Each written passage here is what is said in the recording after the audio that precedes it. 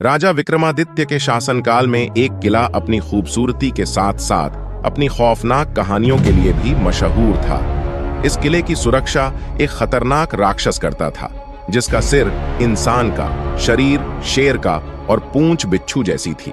लेकिन इसके अलावा किले के अंदर एक और राज था।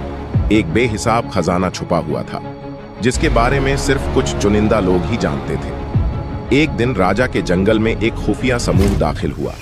ये लोग आम नहीं थे, बल्कि खजाने के खतरनाक चोरों का समूह था। इनके सरदार काला नाग एक चालाक और निर्दयी चोर थे, जिन्होंने अपनी पूरी जिंदगी खजाने चुराने में बिता दी थी। काला नाग और उसकी गैंग को किले के खजाने के बारे में पता चला और उन्होंने इसे चुराने का प्लान बना लिया।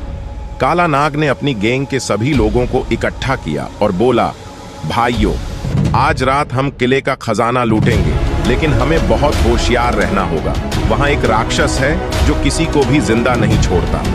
चोरों में से एक लंगड़ा रामलाल बोला, सरदार, अगर वह राक्षस सचमुच इतना खतरनाक है तो हम उसे कैसे हरा पाएंगे? काला नाग मुस्कुराया और बोला, तुम लोग अपनी चतुराई का इस्तेमाल करो और सही समय पर भागने की कला सीखो। अगर सब कुछ ठीक रहा तो हम खजाना ले लेंगे और राजा के साम्राज्य में हम सभी अमीर बन जाएंगे। इसी बीच राजकुमारी लीला को खजाने और राक्षस के बारे में जिज्ञासा हुई, इसलिए उसने अपने पिता से अनुमति लेकर जादूगर डंबलडोर के साथ किले की ओर रवाना होने का निर्णय लिया।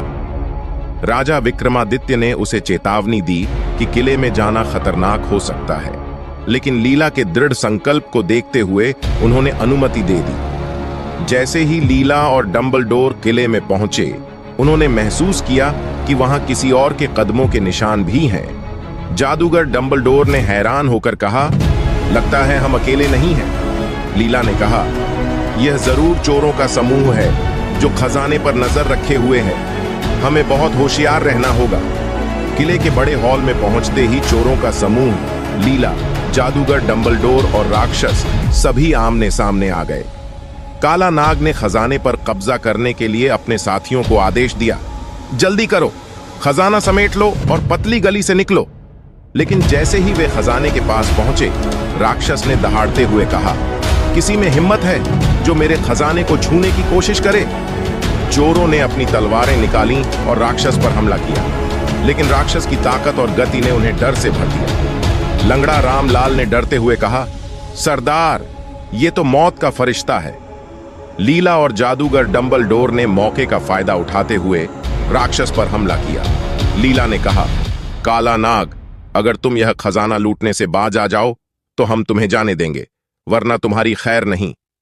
काला नाग ने हंसी के साथ जवाब दिया, तुम हमें कैसे रोक सकती हो राजकुमारी? यह खजाना आज हमारा है। अब एक तरफ लीला और जादूगर डंबलडोर थे और दूसरी तरफ चोरों की गैंग और राक्षस।